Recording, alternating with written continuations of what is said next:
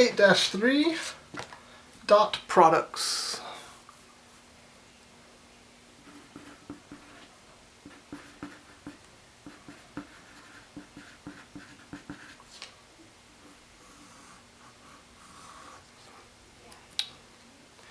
Right, dot product of vectors are in a plane.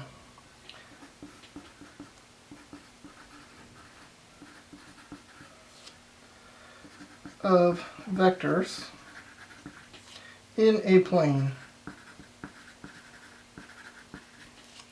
So let's figure out what is this dot product thing. The dot product of vector A equals A1,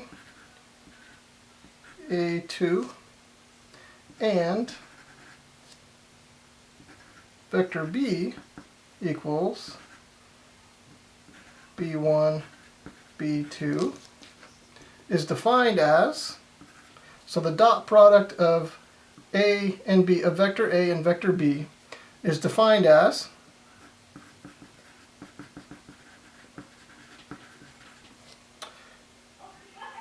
vector A dot vector B. So we say this as A dot B. So A dot B, or vector A dot vector B, equals A1 times B1 plus A2 times B2. And this is a scalar quantity.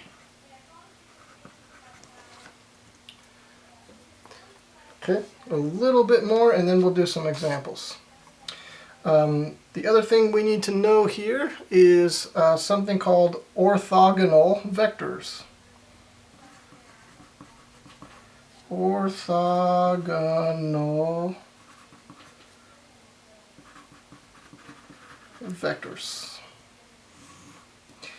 And so that is when vector A dot vector B equals 0.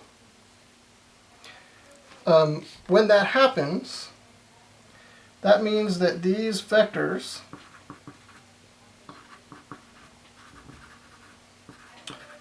are perpendicular, or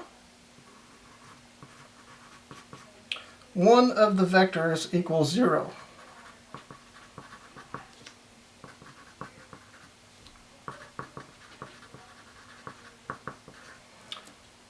So that's what you've got going on there for an orthogonal vector.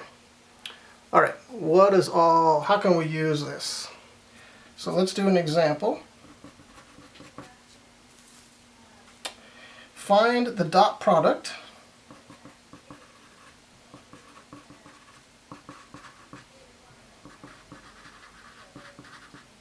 and determine if they are orthogonal.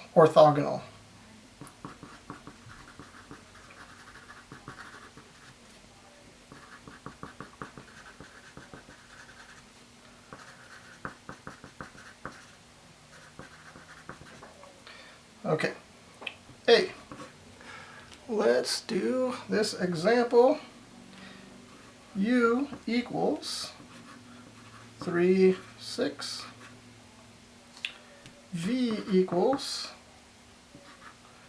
-4, 2. All right, so what I'm going to do here is I'm going to take this one and multiply it by this one, and then I'm going to add this one times this one. So I say 3 times -4 plus 6 times 2. So this becomes -12 plus 12 equals 0. My dot vector equals, or my dot product, I should say, equals 0. So yes, this is orthogonal.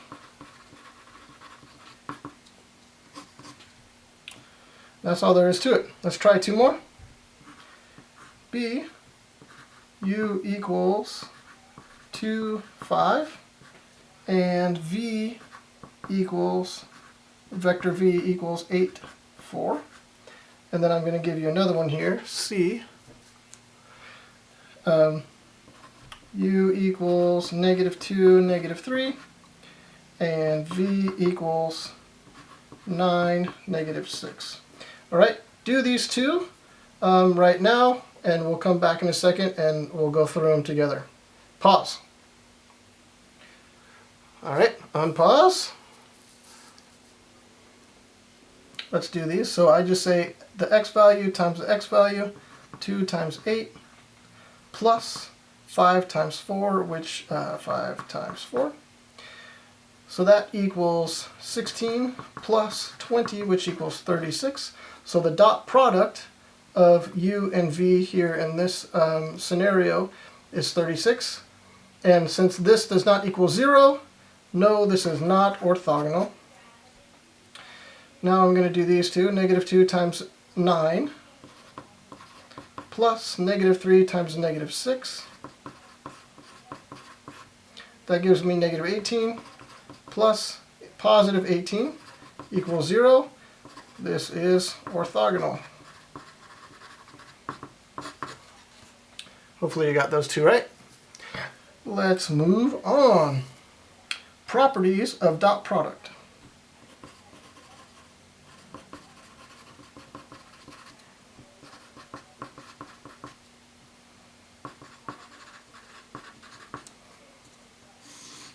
So we're going to fill in a chart here. So we've got the commutative property. And that says vector u times, or dot vector v, I should say, sorry, equals vector v dot vector u. Distributive. Hopefully all of these we're about to do are going to look very familiar to you. Vector u dot vector v plus vector w equals vector u dot vector v plus vector u dot vector w. So you've just distributed in here, you kept that addition sign there. Scalar multiplication.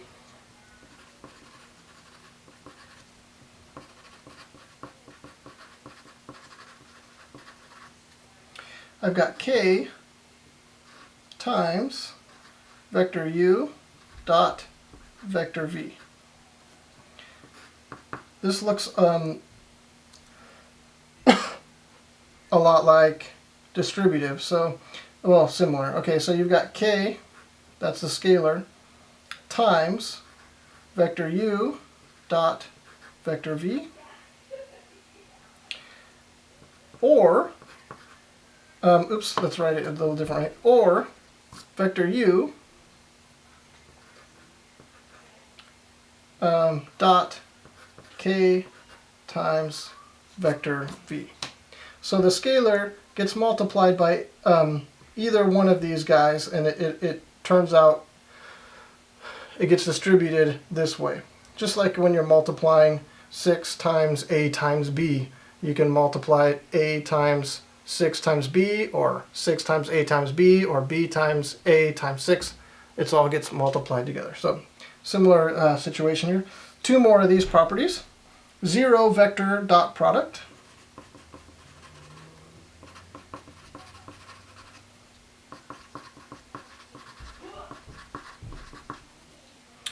This would be 0 dot vector u equals 0.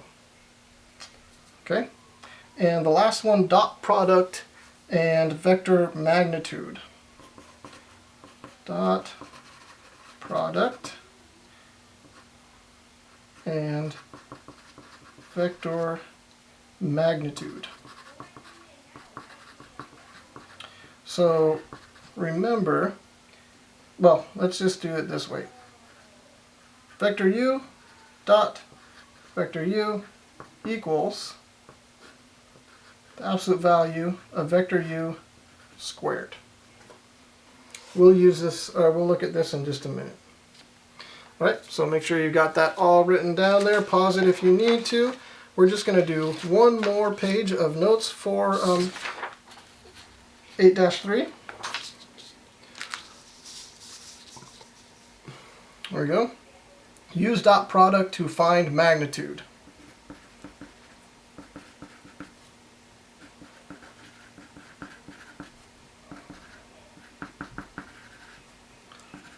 So remember, when we're drawing scalars, when we're drawing vectors, the distance of the vector is how we find is the magnitude, right? All right, so let's find this magnitude based on this vector. Here's an example. Vector A equals -5, 12.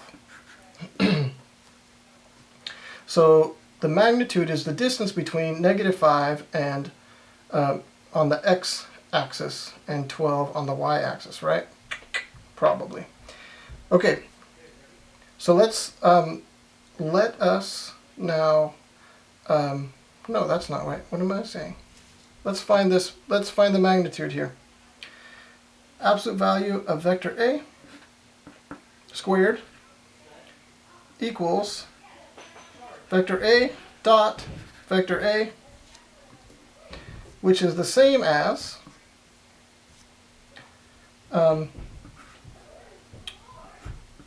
vector A, absolute value of vector A equals the square root of vector A dot vector A, right? If I were to take the square root of each side, then that would look like that. Okay, let's work this out. Let's just plug in the information that we know. So we know that vector A is -5, 12. So absolute value of vector A, -5, 12, equals the square root of -5, 12 dot -5, 12. So let's work this out here. So what I do is I take this one and I multiply it by this one, and then I add the y values when they are multiplied by one another. So I've got -5 times -5, which is 25, plus 12 times 12, which is 144. 25 plus 144 is 169. The square root of 169 is 13. So the magnitude of vector A is 13.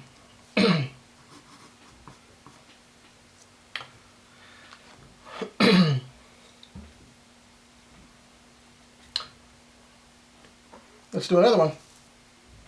You try. Find the exact value,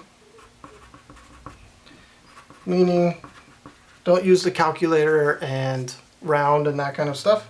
Find the exact value. Vector B equals 12, 16. And vector C equals -1. Benji, I would like you guys to keep it down a little bit now. -1, -7. So let's work. Go ahead and follow this example here. Work those two out. Pause now.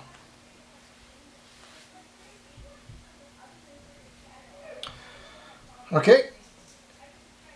Let's go ahead. I'm going to work this one out, and I'm going to, well, I guess I can work them both out here. So let's go ahead and say the absolute value of vector B, which is 12, 16, equals the square root of 12, 16 dot 12, 16.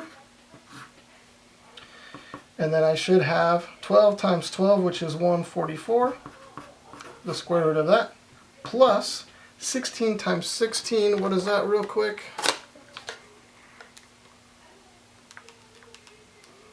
256. You add those two together, 400. Square root of 400 is 20. The magnitude of vector 12, 16 is 20. One more. The absolute value of -1, -7 equals the square root of -1, -7 dot -1, -7.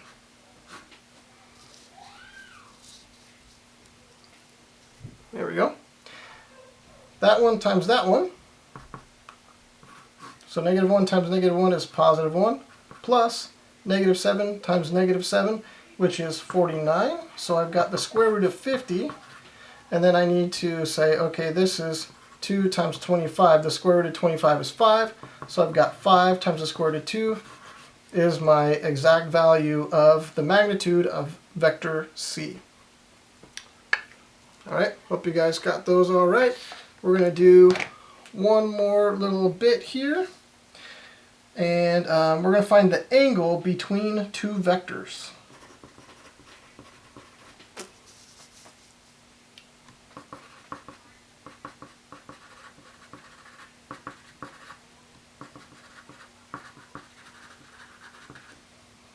The angle between two vectors.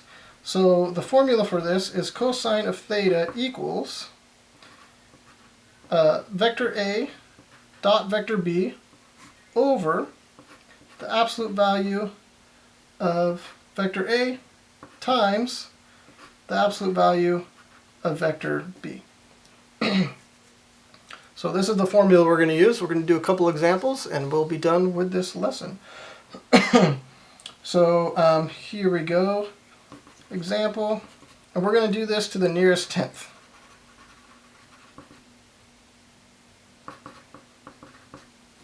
So u equals, or vector u equals 6, 2, and vector v is -4, 3.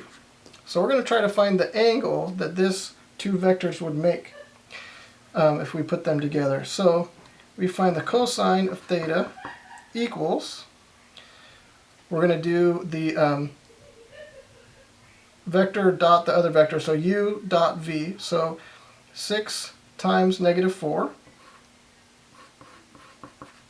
plus 2 times 3 all over the absolute value of A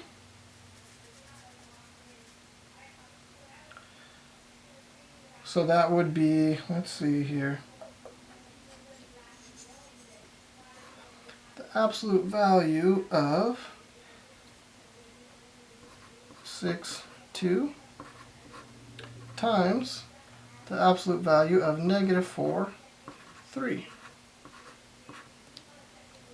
Alright, so that gets to 24 plus 6. Now, let's see, the absolute value of a, wait a second.